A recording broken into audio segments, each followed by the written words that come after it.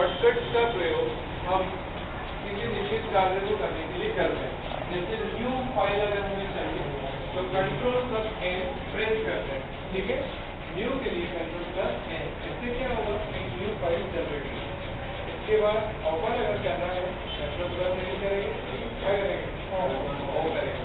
इससे क्या होगा, एक डायलॉग बॉक्स आएगा जिसमें हम फाइल को ओपन करेंगे, ठीक है। इत्यादि शॉर्टकट है आज इसका प्रैक्टिकल करना, ठीक है, ओके। ये कल के जो टॉपिक थे उनको थोड़ा सा रिपीट करें।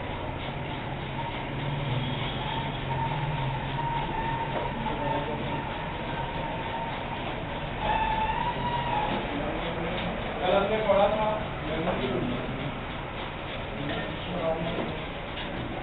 मेमोरी क्या होता है, ठीक है। कंप्यूटर में डाटा को स्टोर करने के लिए मेमोरी का प्रयोग किया जाता है।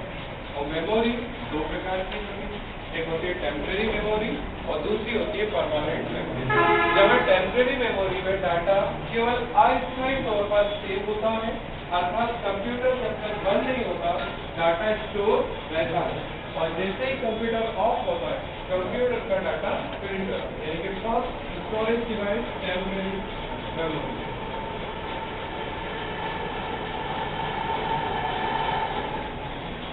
जो टेम्परेरी मेमोरी होती है वो अस्थायी होती है। ये दो प्रकार की, पहला होता है रैम और दूसरा होता है रोम। रैम कंप्यूटर की मेन मेमोरी होती है, क्योंकि जो भी पावर सबसे पहले सप्लाई किया जाता है सबसे पहले रैम में पहुंचता है। रैम एक टेम्परेरी मेमोरी है, बट कंप्यूटर में काम करते समय सबसे ज्यादा इसी का यूज किया जाता है। तो क्या प्रोग्राम होता है, कौन सा प्रोग्राम होता है, एक और किसको पता, बस एक बंदे को पता है कि उसमें कौन सा प्रोग्राम होता है, किसको पता है, तो चलिए आप बताइए कौन सा प्रोग्राम, लेकिन कौन सा प्रोग्राम उसमें स्टोर होता है,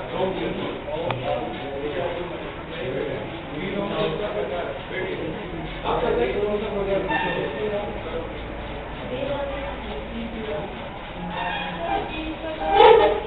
वो तो इसके प्रकार है, लेकिन कौन सा प्रोग्राम स्टोर रहता था, प्रोग्राम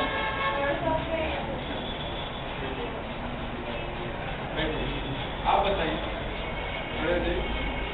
रोम के अंदर बेसिकली कौन सा प्रोग्राम स्टोर रहता है,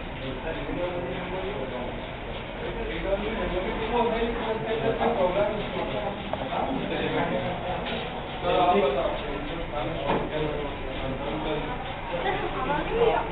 ये क्या होता है, जो क्या करता है, वेरी गुड, वेरी गुड।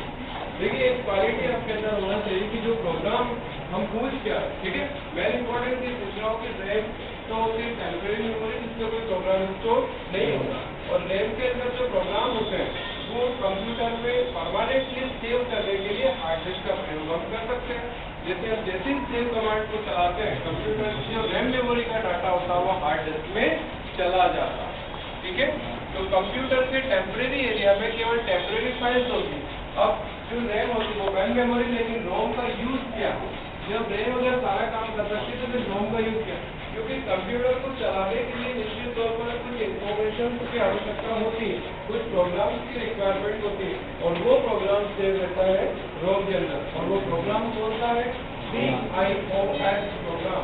ये program basic input output system जो कंप्यूटर को बताता है सबसे पहले कि आप इनपुट और आउटपुट डिवाइसेस को चेक कीजिए और उसके बाद में कंप्यूटर के कार्य को आरंभ कीजिए।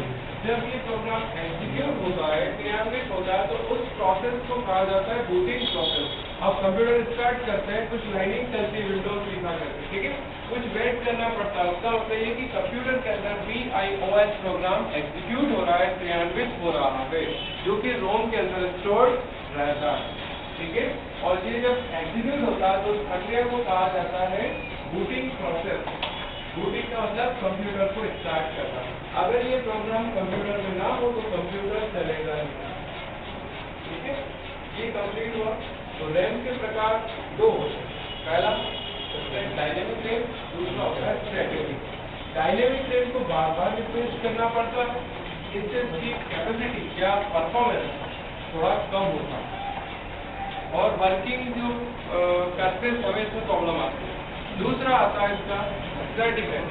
स्टैटिक रेंज महंगा होता है परंतु इसका परफॉर्मेंस बहुत ज़्यादा